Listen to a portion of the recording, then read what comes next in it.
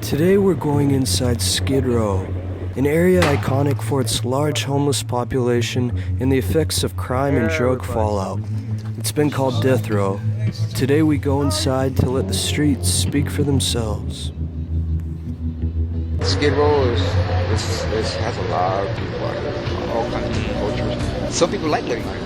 You got beating, you got stabbing, cops see it, they just think it's boring.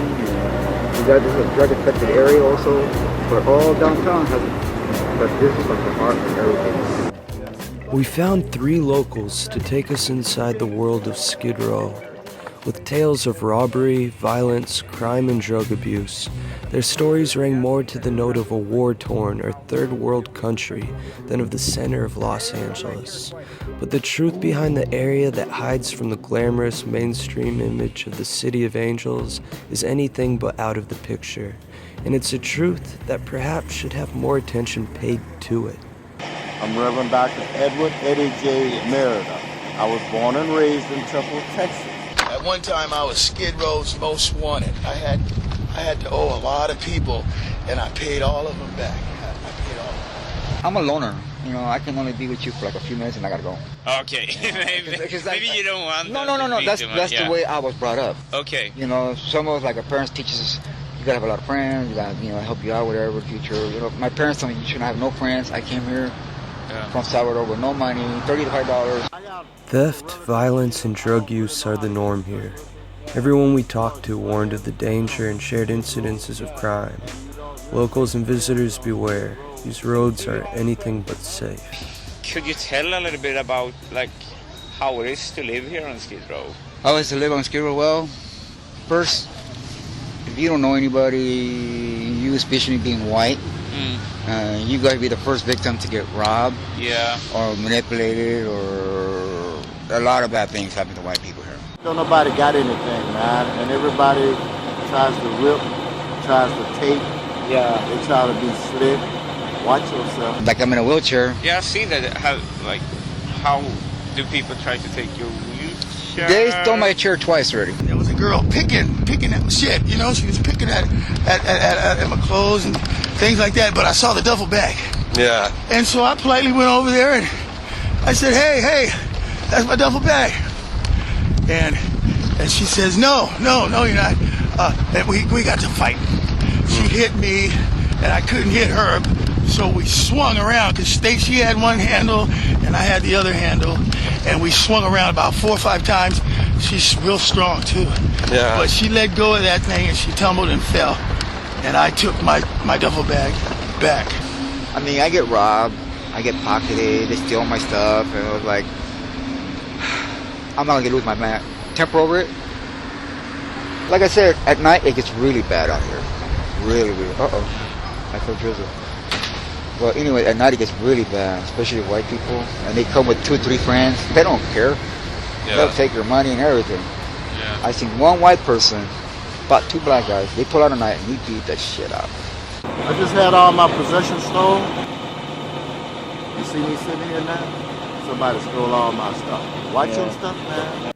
The real casualties from the war on drugs have gathered in these streets to realize their self-destruction. The drug fallout is like a cancer here. It spread everywhere, and everyone we spoke to was affected by it. We got some drug addicts on Skid Row here who don't want a home.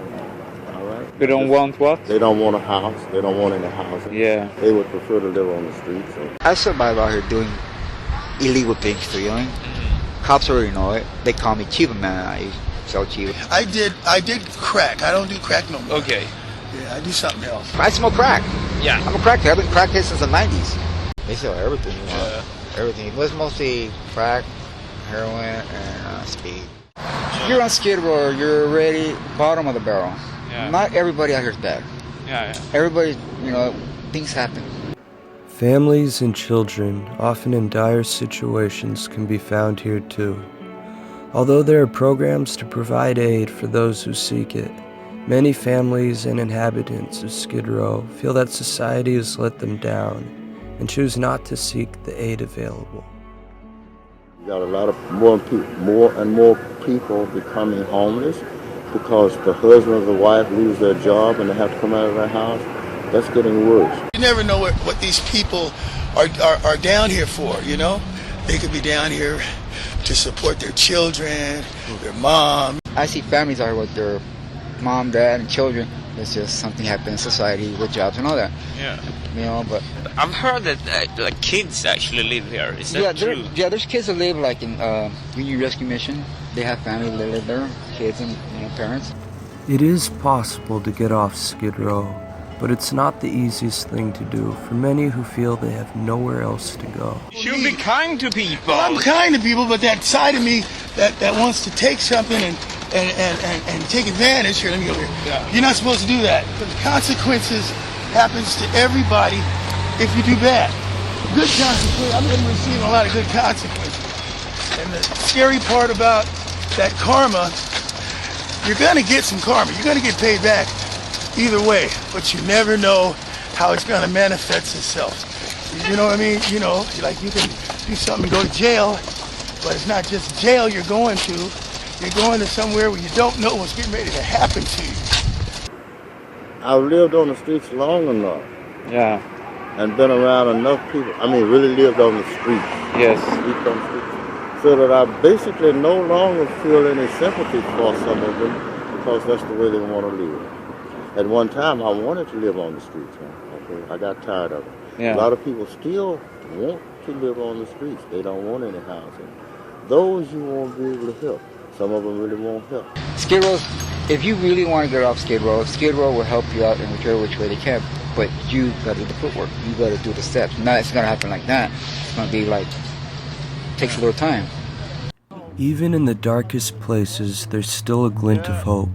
With the right attitude and the perseverance to rise from what may seem a hopeless situation, change and a better future lies on the horizon for those who dare to seek it.